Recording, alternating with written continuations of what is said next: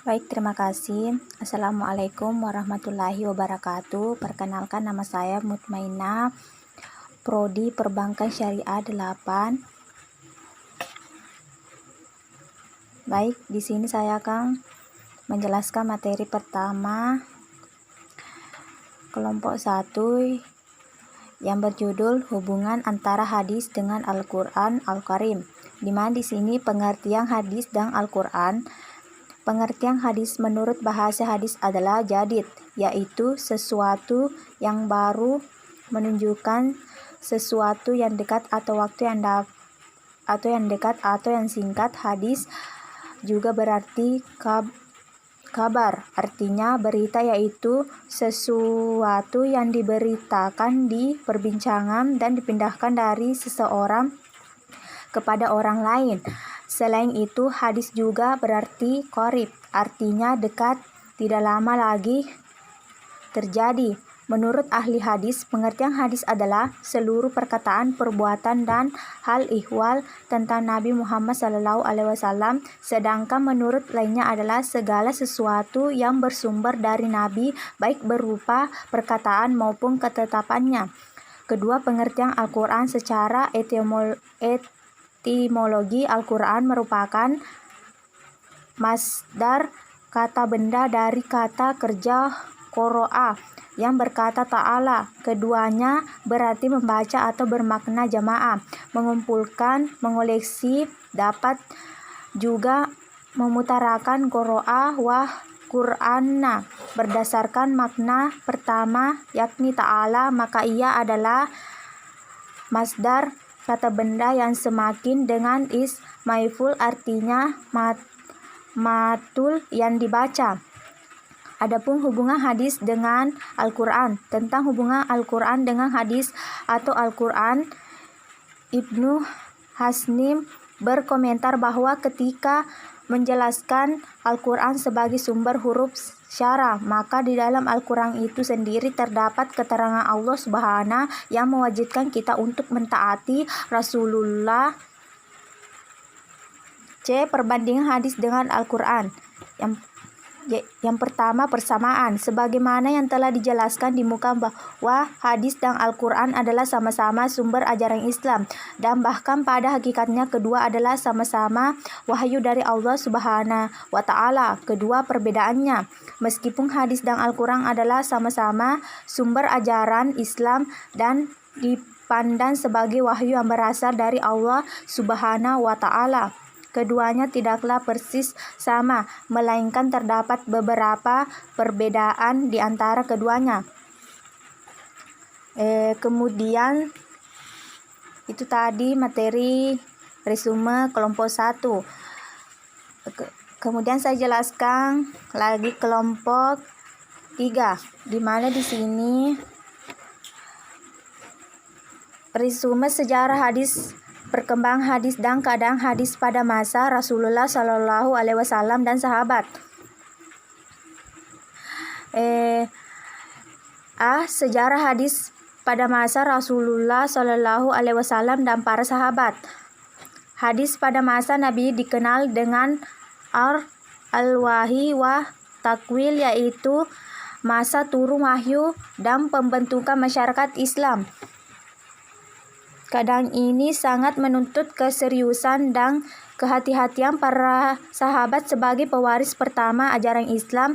Wahyu yang diturunkan Allah Subhanahu wa Ta'ala kepada dijelaskannya melalui perkataan, perbuatan, dan takrirnya, sehingga apa yang didengar, dilihat, dan disaksikan oleh para sahabat merupakan pedoman bagi amalan dan ubudiyah mereka. 1. Kebijakan Rasulullah SAW tentang hadis. Ketika Rasulullah SAW masih hidup, sikap dan kebijaksanaan beliau tentang hadis ialah sebagai berikut. Rasulullah SAW memerintahkan kepada para sahabatnya untuk menghafal, menyampaikan, dan menyebarkan hadis-hadis. B. Rasulullah SAW melarang para sahabat untuk menulis hadis-hadisnya. Kedua, cara Rasulullah SAW menyampaikan hadis. A. Melalui Majlis Al-Ilm, yaitu pusat atau tempat pengajian yang diadakan oleh Nabi Muhammad SAW untuk membina para jamaah. Melalui majlis ini para sahabat memperoleh banyak peluang untuk menerima hadis, sehingga mereka berusaha untuk selalu mengkonsentrasikan diri guna mengikuti kegiatan dan ajaran yang diberikan oleh Rasulullah SAW.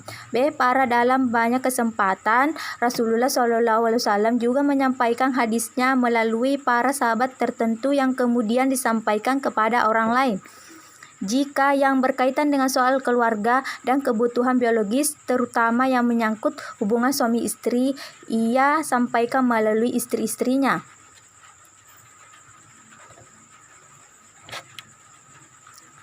Adapun perkembangan hadis pada masa Rasulullah. Yang pertama, hadis pada masa Rasulullah. Membicarakan hadis pada masa Rasulullah berarti membicarakan hadis pada awal kemunculannya.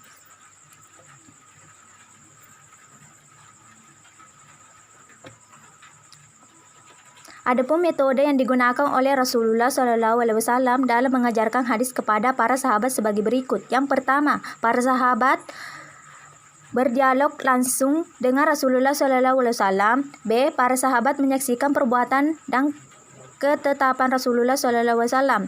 C. Para sahabat mendengarkan perkataan sesama sahabat yang diperoleh dari Rasulullah SAW. D. Para sahabat menyaksikan perbuatan sesama sahabat yang diperoleh dari Rasulullah. Baik, itulah tadi resume kelompok 3. Kemudian saya lanjutkan resume kelompok 4 yang berjudul Sejarah Pembukuan Kodifikasi Hadis.